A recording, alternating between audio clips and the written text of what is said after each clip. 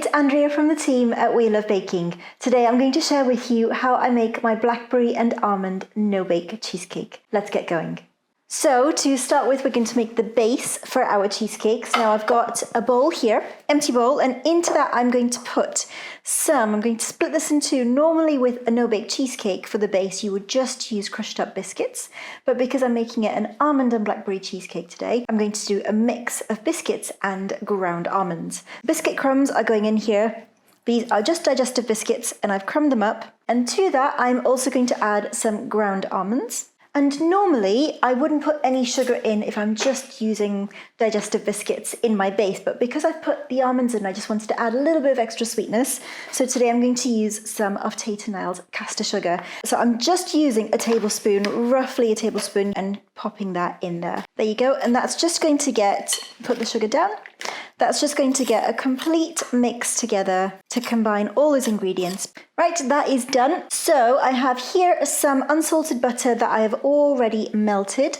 I'm going to grab a spatula into the bowl with our dry ingredients and then mix it all together.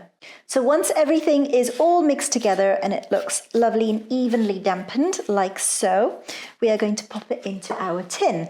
Now, you can make this as one larger cheesecake if that's what you wish to do, but today I am going to make it into individual portions, as you can see here. So this is like a cupcake-sized tin. However, it has loose bottoms that I can remove, and what that means is that I can just lift the cheesecake as you would with a tart tin or a loose bottom cake tin. I can push them out and get them out really easily. If you haven't got a tin like this, you can just use a muffin or a cupcake tin and just put cupcake liners in, and then you've just got them lined. You just have to unwrap them from the liners.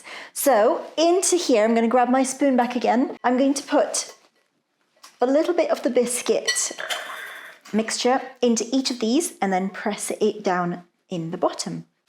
So once all your bases have been pushed down, I've just used the back of a rolling pin. That is going to go into my fridge just to let the butter firm up a bit and chill whilst I make the cheesecake filling. So into a clean bowl, I'm going to pop in my cream cheese. So I'm using a full fat cream cheese here, and that's really important because the fat is going to help it be firm and set firm and not turn runny as you mix it up. So my cheese is going into my mixing bowl. To that, I'm also going to add in some blackberry jam. Now you can use shop bought jam or homemade jam, whichever you prefer. This one is a homemade one and it has bits in. I haven't sieved it to get rid of the seeds, so when I mix it all up, I'm going to have little chunks of blackberry and blackberry seeds throughout. So that's going in as well. And I'm going to give that a quick mix together to combine my cream cheese and my jam. So you want to mix that only until it's combined. If you overmix it, it will make the cheese weep a little bit and it'll become runny and it won't set properly. So it's just until it's combined, and that is ready now. So to that, I am going to add double cream, a little bit of lemon juice, and my final ingredient is going to be some icing sugar. So the icing sugar is naturally going to add a little bit of extra sweetness to my cheesecake. I'm going to measure it out. I'm going to use 60 grams of icing sugar. Now the reason I use icing sugar rather than caster sugar or granulated is because it dissolves much better in this, and I don't want any bits of sugar granules in my cheesecake mixture. So 60 grams of icing sugar. Now it's time to mix all those ingredients together until it forms our cheesecake. And that's it. That's literally taken me about a minute of mixing and it's all lovely and thick and ready to be used.